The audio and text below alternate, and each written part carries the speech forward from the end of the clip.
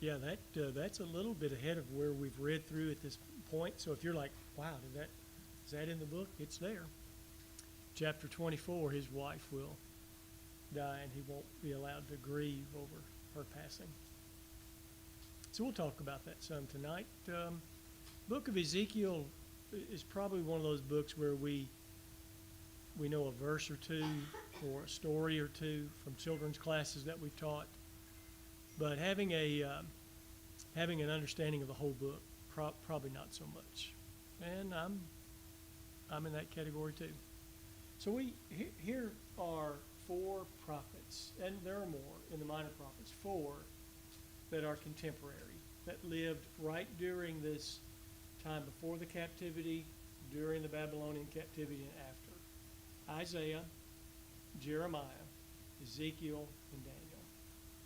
So that's a pretty high concentration of prophets who wrote down their messages, and God compiled them into the scriptures for us. So each of them being contemporary, talking about a lot, very often the same event or events.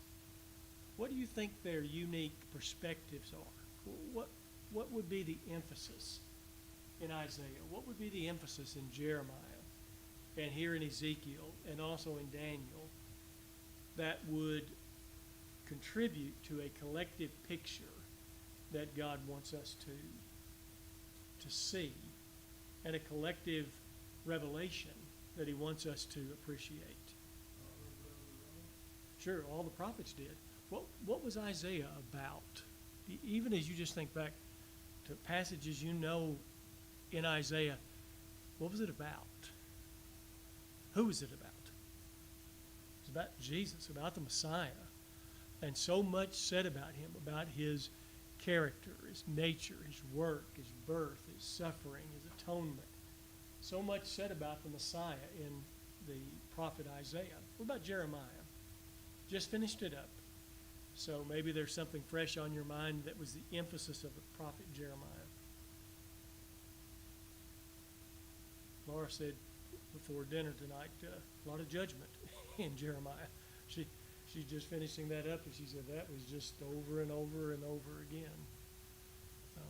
What about the central part of Jeremiah, that which we remember and that which is even quoted in the New Testament?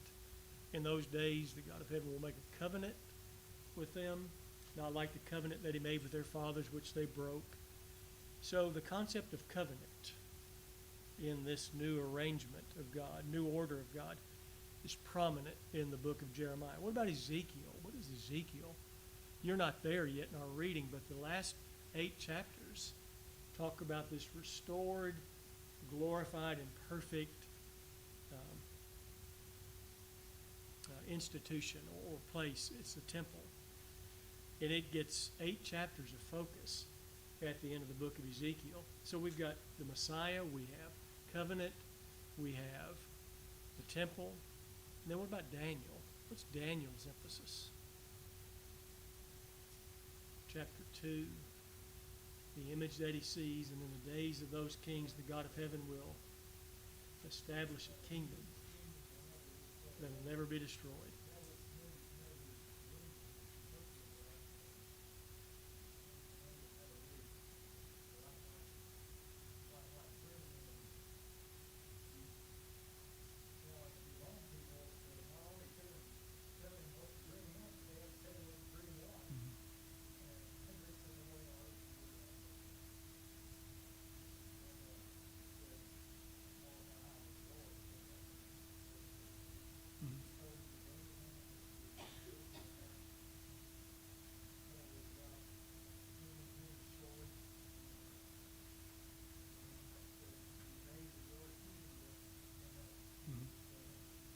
Yeah. So, in looking forward from those prophets, we have the Messiah, we have this temple, we have this covenant, we have this kingdom that it will never be destroyed. That is their collective picture and promise that they're giving to us, that in the days ahead, God was going to do these things. He was going to send the Messiah. He was going to establish this kingdom. He was going to erect this glorious, perfect temple And in that would be this covenant where he would forgive our sins and never remember them again. Okay, so now the book of Ezekiel. As to its content, it contains prophecies, it contains visions. One thing about Ezekiel that you notice right off the bat as to how he's different from Isaiah and Jeremiah is in what way? That chapter 1, he starts out seeing this vision. And it's just so, the imagery, the language, what other words could you use to speak? I mean, the symbolism involved in all, it's like the words don't fully grasp the reality of what he's seeing. It's like, I'm trying to tell you how glorious this was, and the best thing I can do is tell you it was like this beautiful, rare gem. But even that doesn't capture the full reality of what he was seeing. And words just don't seem to get it. As you read it, did you all have trouble trying to picture wheels inside of wheels full of eyes and wings and man's face and wings outstretched and a platform over top of it and a throne? It is challenging to the imagination, to the mind. And so this apocalyptic language is something that is pretty new to us in our reading here. There's been some of that. There have been visions that Isaiah has seen and Jeremiah would speak of, but Ezekiel is full of it. There's a lot of that language, symbolic. And so he does things that people get to see, and he reveals visions that he saw, and they all mean something. Everything means something in these visions and in these episodes, which Ezekiel acts out. So it's prophecies, visions, symbolic acts, and it takes place right before, during, and after the Babylonian captivity. Okay, the division of the book. There are two main divisions, and they are centered around the destruction of Jerusalem. So there are the years that Ezekiel prophesies before the destruction, and then the years in which he prophesies after the destruction. The message before the destruction of Jerusalem will be repent and return to the Lord. The message after the captivity is that God makes promises of a glorious future ahead and of deliverance for his people.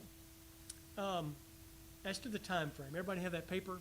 This is something that someone has put together. Don't get caught up on the conversion side of the chart where somebody's trying to tell us what modern month and day that would basically work out to be, but rather just notice the years. And Ezekiel moves through pretty chronologically. That to me is a breath of fresh air. That's how I like to read.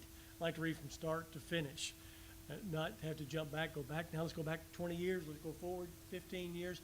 I like to move through systematically. And for the most part, he does that.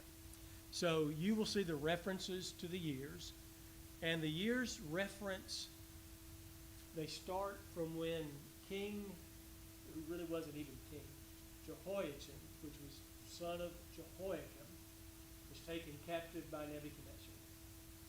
Now why Ezekiel references that for dating things, I don't know. Some people suggest it's because he thinks that he was the last legitimate king, that Zedekiah who followed him, which was his uncle, was illegitimate, and so it's sort of a jab at that illegitimate king back in Judah who Nebuchadnezzar appointed. You'll have to figure that out. I don't really know why he chooses to reference it by Jehoiachin, but he does. That event took place in 597, 598, 597. So everything starts being dated from there. So when we open in the book and it is the 5th year, then now we are down to 593, and we start working our way down. So everybody take a minute and look at that chart and tell me some things about that you just kind of notice as you take a quick glance at it. Anything you notice? What do you notice just about the total length of time that Ezekiel covers in his revelations and messages and visions. And so about 20, 22 years is the length of time that his messages cover, this span, big span of time. What else do you notice? 20 some odd years.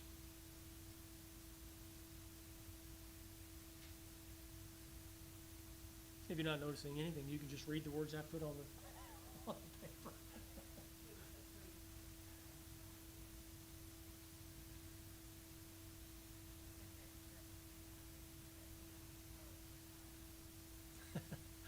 And there were times when God wouldn't even allow him to speak. That would strike him mute and tell him he couldn't speak. So, yeah. Do you notice any kind of clusters of dates around? You know, there's big periods of revelation and visions around the time that the Babylonians invade Jerusalem and when the temple is destroyed. And then right there at the end, there's a big gap. After Jerusalem has been invaded, conquered, the temple burned and destroyed, there is a 12-year gap between the next time that Ezekiel gives us a time reference, 12 years. So as we read it, we don't ever really kind of pick up on this whole movement of time, but there are long periods in which God is saying nothing. He's just letting them sit, think, learn, change, whatever has to happen, but a long period. And then after that, that is the last that we hear from the prophet Ezekiel. All right, there's some unique features in the book of Ezekiel. The visions that he records for us are very unique, and the acting out of the messages that he has to give is another unique feature in the book of Ezekiel. Let's see. Let's take this one in backwards order. Let's talk a little bit about some of the acting out parts that Ezekiel did. You all have read a couple of chapters in the book. What are some things you remember that God had Ezekiel literally act out in front of the people?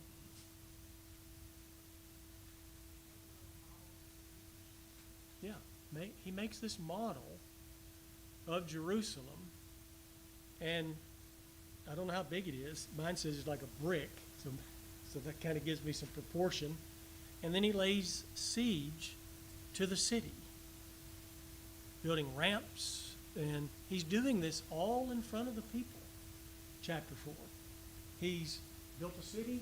He's now going to attack this city, place city that he's built. And Holly mentioned it. God had Ezekiel lay on his side for 390 days. I'm assuming that he got to get up and eat or something. How do you go a year? 390 days. Then he had him lay on his other side for how long? 40 days. And when God gets around to describing what all of that meant, what did it correspond to? The 390 days corresponded to the years of the unfaithfulness of the kingdom of Israel. The 40 to the unfaithfulness of Judah. And so God not only wanted to give the message to the people, he wanted to give them a message that they could literally see this man doing this day after day after day after day. Not only in chapter 4 does he act out this siege of the city of Jerusalem, act out bearing the iniquity of Israel and Judah, he even acted out the starvation of the city. God said he was going to strike the staff of Jerusalem. Food was going to be in scarce, going to be very scarce.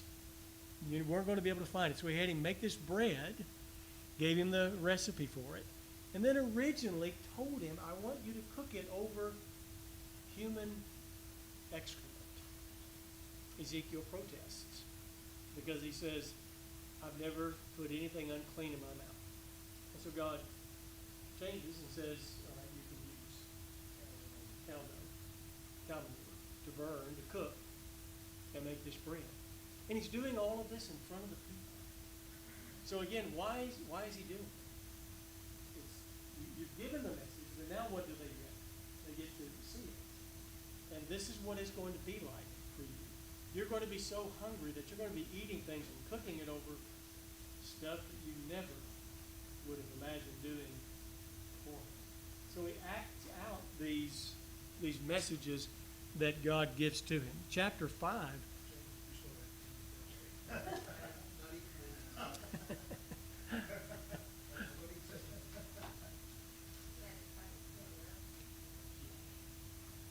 Chapter 5, God has him cut his hair, cut his...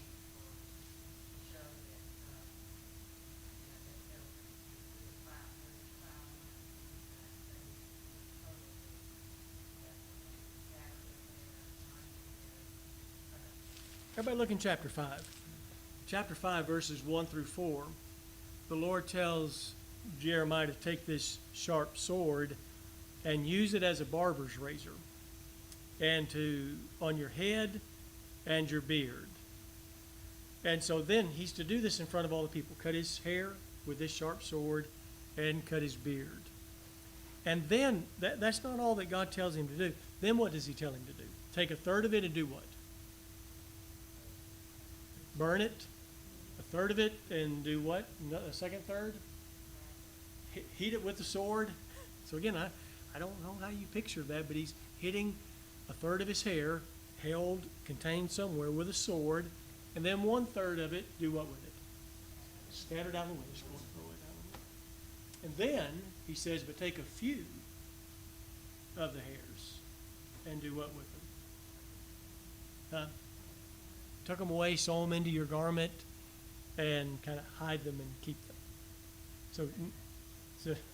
So now Jeremiah, now Ezekiel does this in front of the people. What would you be thinking? This guy's crazy. He's been laying down for...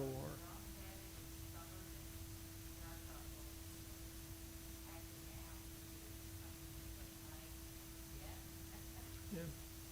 The lengths to which he went and people that he used to get his message across. And so he tells us what it means. Over in chapter 5, verse 12, he said 1/3 of the people, he's talking about the city of Jerusalem, Judah, 1/3 will die by the plague, 1/3 will fall by the sword, 1/3 I will scatter to every wind, and I will unsheath a sword behind them. So that's what it meant.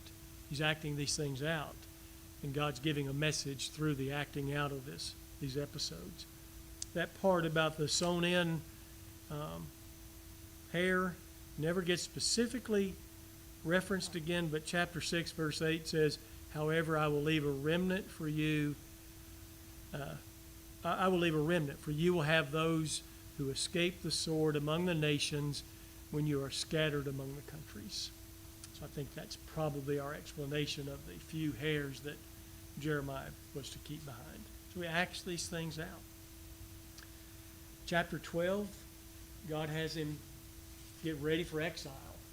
And again, he has him, what I want you to do is every day, I want you to pack your bags. And have any of you all seen the Fiddler on the Roof? This is what came to my mind when this whole thing about getting ready for exile. When the Russians are kicking the Jews out of their cities during that period of time, and they all just had to gather up their belongings and they put them on carts and they just started walking down the road. That's what I picture that Jeremiah is doing in chapter 12. God says, pack up like you're going into exile. Get all your belongings. I picture him putting it on a wagon or on a beast, and every day he's supposed to gather all of his stuff like he's going. His neighbors are saying, what are you doing? What's all this about? I'm going into exile. I'm going into exile. And then, at some point in the night, he's to try to dig into this wall. And again, he carries this out for a number of days.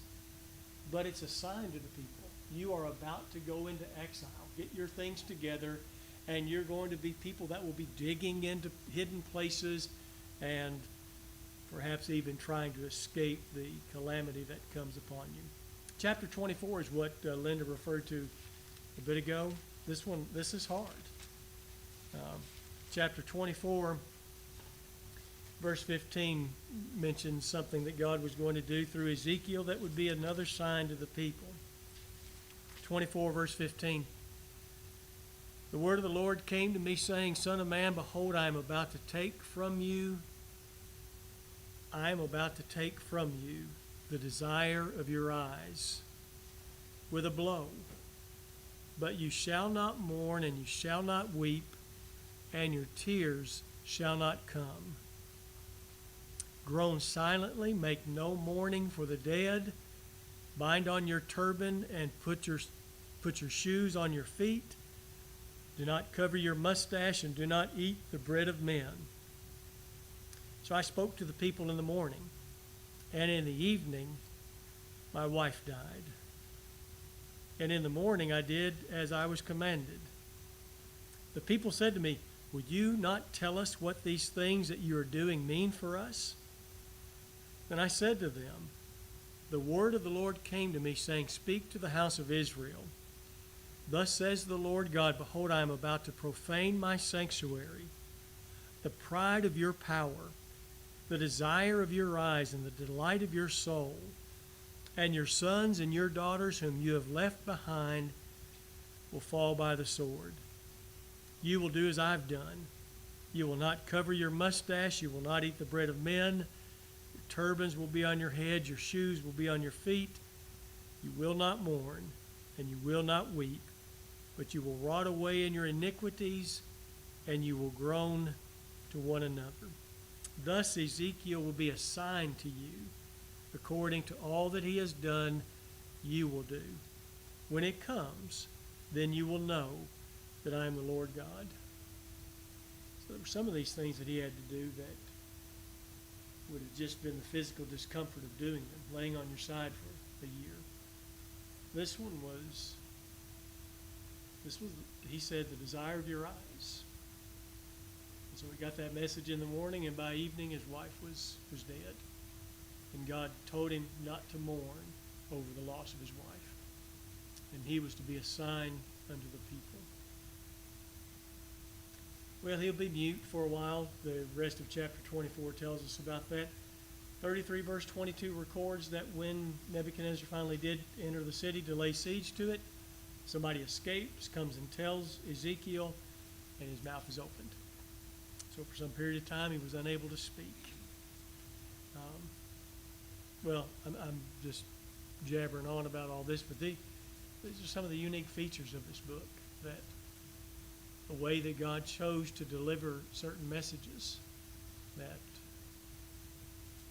He really wanted the people to get. It was not enough to tell them, they had to see it. They had to experience it through Ezekiel's feelings and emotions and pain and torment and distress.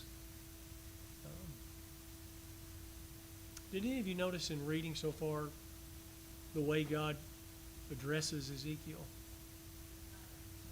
Calls him Son of Man.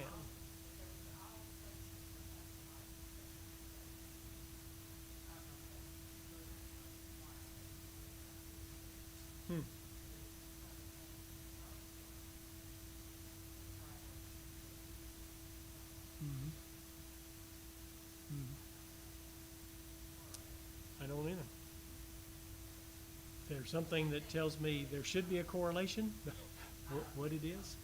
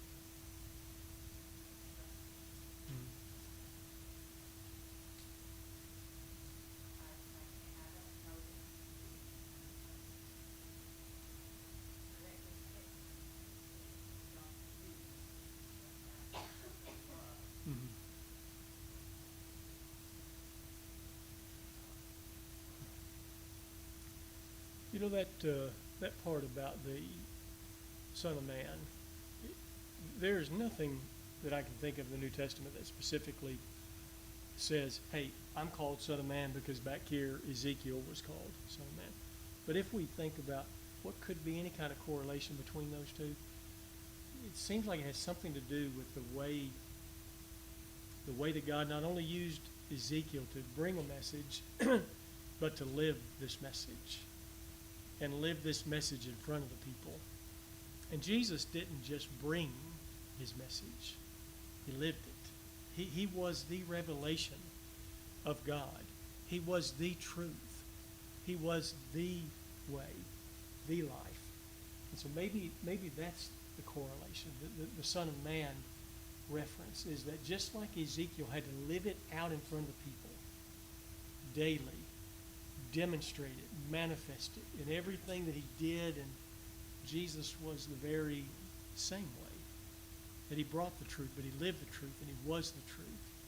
And his life, every gesture, every act of his life was revelation from God. You can think about that and wrestle with it as you read the book of Ezekiel. Yeah. Just one point about that. In the Hebrew, the word is Adam for man. So, son of Adam is the literal text right there. Mm. Though it says in our English, son of man, that's correct. But son of Adam kind of carries along with it the promises of God. And here is what he promised was going to happen. He was going to promise triumph, but there's going to be great calamity in the process. Great pain, the curse of the ground, all that stuff. But it's just an interesting thing that I think Son of Man is probably significant for more ways than we even know. Mm-hmm. Yeah. He's trying to reiterate that promise that he's in control and not the Assyrians. Mm-hmm. Yeah. Good point.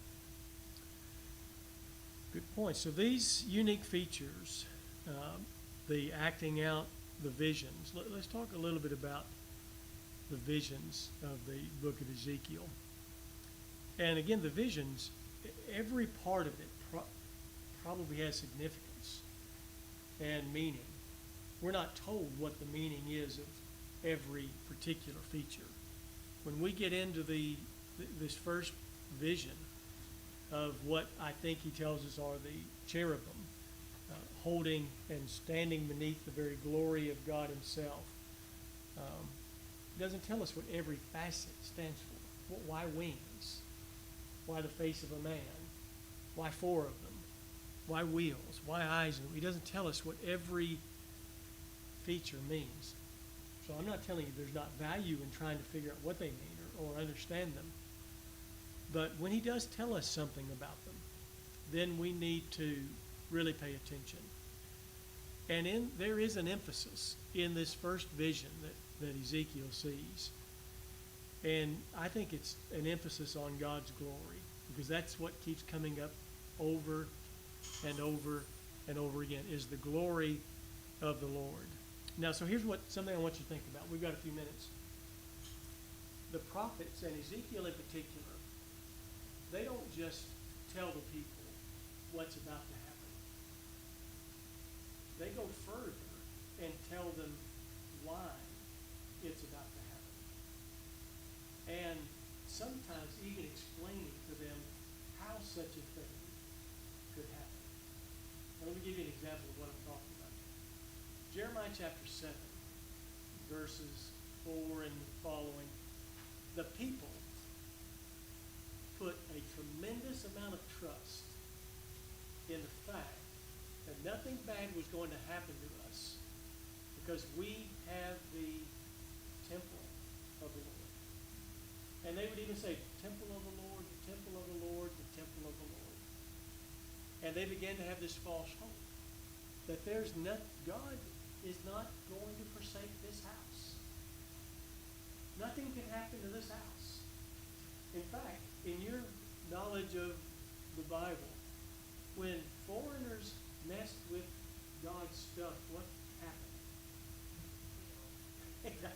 They die instantly. It did not end well. So you and I would be thinking, nobody's going to get in that house and touch that ark and take God's stuff, because they die when they do that. You and I would even be thinking that.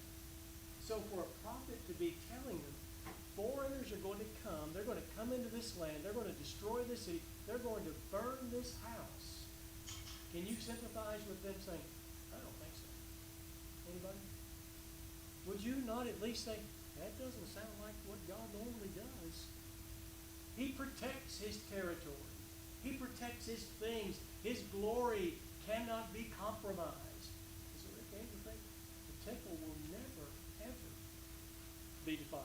So, here's the point I'm trying to make. That the prophet Ezekiel not only tells them that it is going to happen, this temple is going to be entered by strangers, defiled, destroyed, and burned to the ground. Not only does he tell them it is going to happen, you know what Ezekiel also does? He tells them how such a thing could happen. That's the vision of chapters 8, 9, 10, and 11. If you haven't read them yet, you're going to get to them.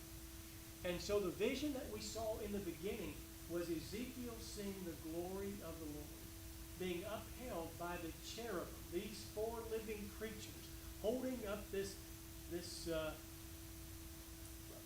word I'm coming up with is platform, but it's not platform, we call it something else, holding up this layer. And on top of this layer is something that looks like a throne, and on that throne is someone sitting who is glorious and radiant.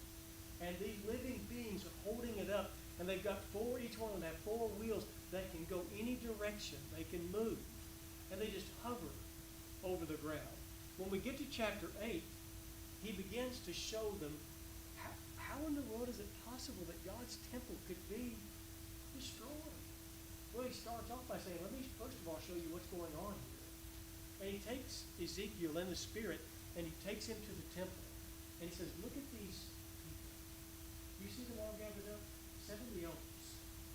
You know what they're doing? Bowing down to other gods. They're bowing down to the sun. There's women. There's this idol of jealousy standing at the gate. And there's women who are weeping over the god Tammuz.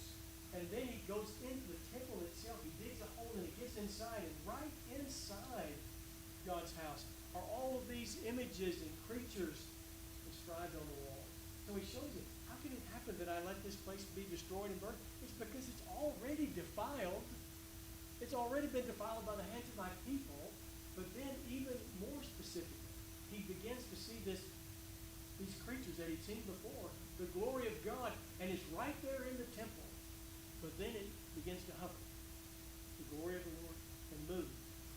And it moves from above the cherubim and it moves over to the threshold of the temple. And then it moves, the next act of the vision, it moves from the threshold out to the gate of the city. Then the next act, it moves from the gate of the city over to the hills to the east. And you know what the point of all that is? Is that you know why Nebuchadnezzar and the Babylonians could enter that house and burn it to the ground? Because by the time they got there, what was it? Just an empty house. God's glory had already moved out. And so the prophet not only tells them what's about to happen, he tells them why it's possible that such a thing that you thought never, ever could be imagined, you've already defiled it. Long before Nebuchadnezzar even sets foot in there. And by the time he gets here, my glory is long since departed. So, the prophet Ezekiel tells us just things that are going to happen, but also why they happen. Let's talk a little bit about some of these visions that he sees.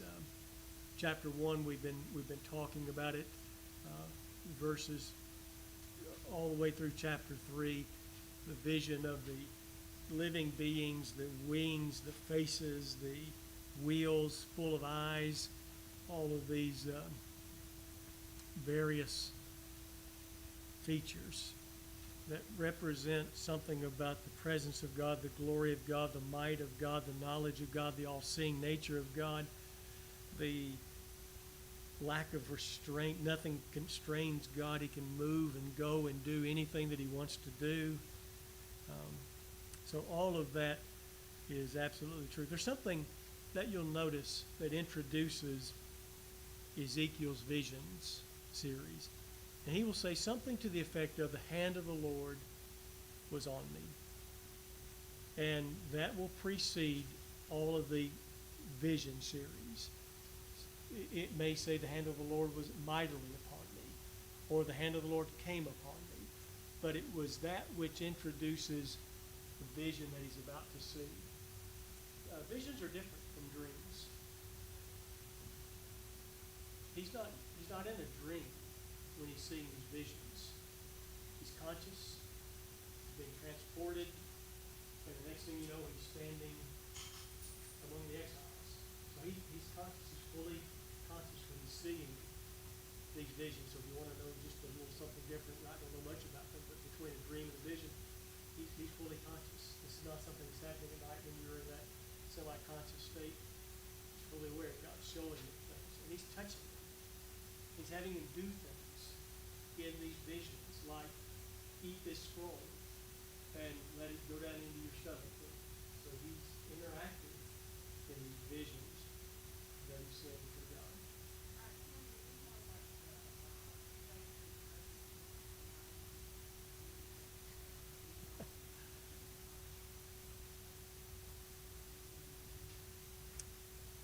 Using we pretty loosely, all I can answer for is me, and I do not know.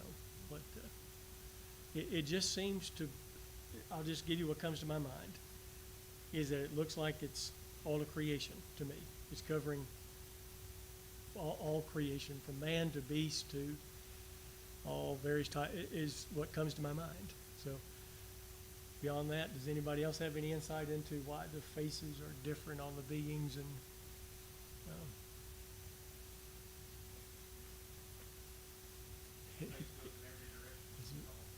Mhm.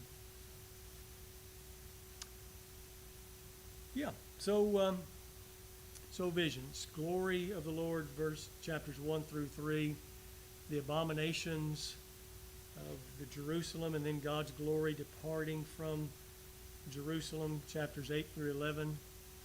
What's the vision in chapter 37? Valley of Dry Bones. And again, most of these visions have for us a central message that we're supposed to get about God's glory departing, about God going to bring back to life a nation and people that have been dry and withered up, and then the vision series of chapters 40 through 48 of the new temple that is just perfect and magnificent and glorious in all of its features. What kind of questions or insights or observations do you guys have about the book of Ezekiel? Just as you're getting started on it and beginning to work your way through.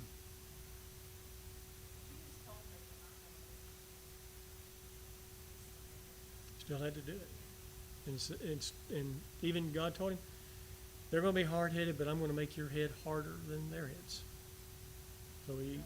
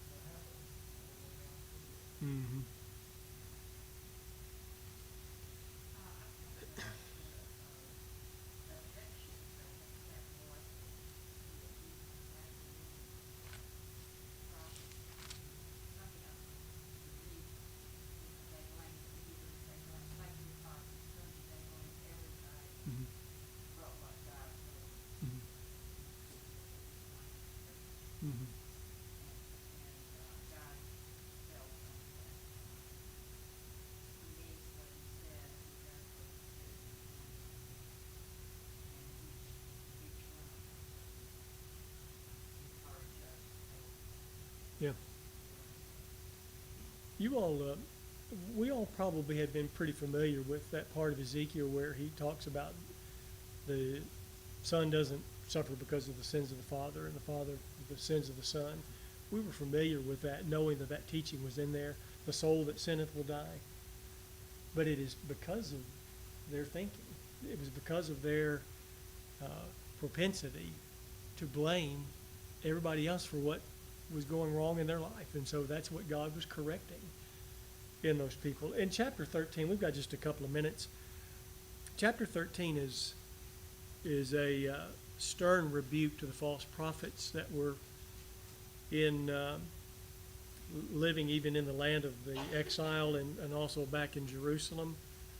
But in chapter 13, notice something that he says about these prophets. Verse 2, Son of man, prophesy against the prophets of Israel who prophesy, and say to those who prophesy from their own, mine says inspiration. What does yours say? From their own imaginations, inspiration, and what else? Their own hearts. So God was saying there's a lot of prophets out here that are speaking. They're not speaking from me. It's coming from where? It's coming from themselves. They're making it up. And in fact, they're making it up so that they can whitewash what the people were doing. The people sin, the people commit iniquity and sin and transgress God's law. And these false prophets, from their own imagination, whitewash it. They make it acceptable. They make it look less dirty. They make it cleaner by their own imaginations. Even women got in on the act. Verse 17, Son of man, set your face against the daughters of your people who are prophesying from their own, again, inspiration, imagination, or their own hearts. So they were covered up with false prophets that would speak peace when there was no peace and who would whitewash the sins of the people.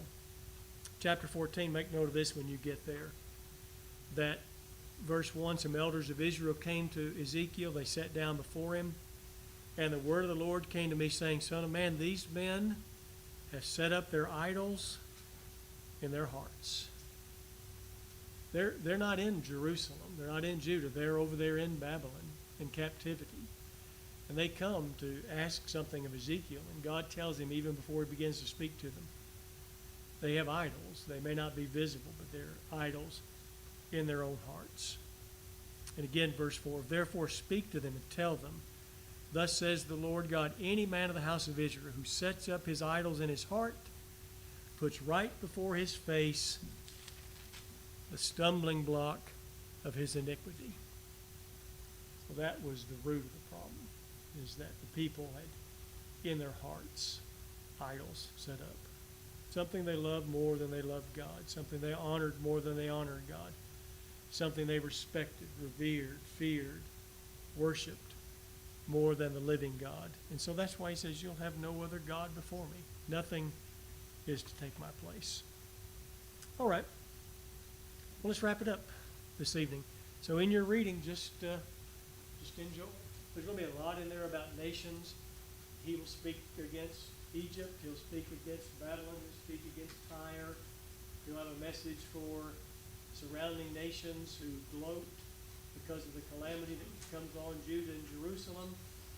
So there are parts there that seem to take us down a different path. But all of it, again, is a demonstration that there is one true and living God, and that is the God of Israel. That is dealing with his people in a way that everybody is able to see. Yeah. Sure. I've had a couple people through the years, like when I preach sermons about how God seeks us, I've had a couple people kind of take issue with me on that. But I haven't read this far, but it caught my attention from chapter 34. For thus says the Lord God, Behold, I myself will search for my sheep and will seek them out. As a shepherd seeks out his flock when he is among his sheep that have been scattered, so I will seek out my sheep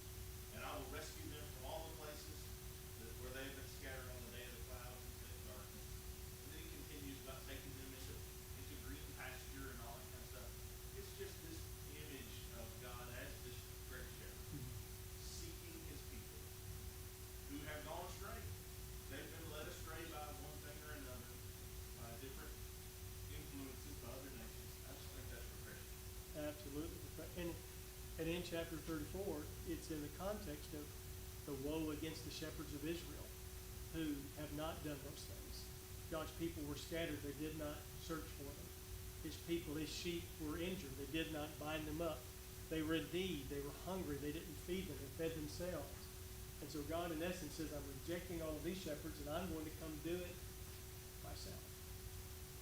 And then we hear Jesus say of himself in the New Testament, I am the good shepherd, that which Ezekiel was able to see. All right. Anybody have some things to pray about tonight before we get ready to wrap things up?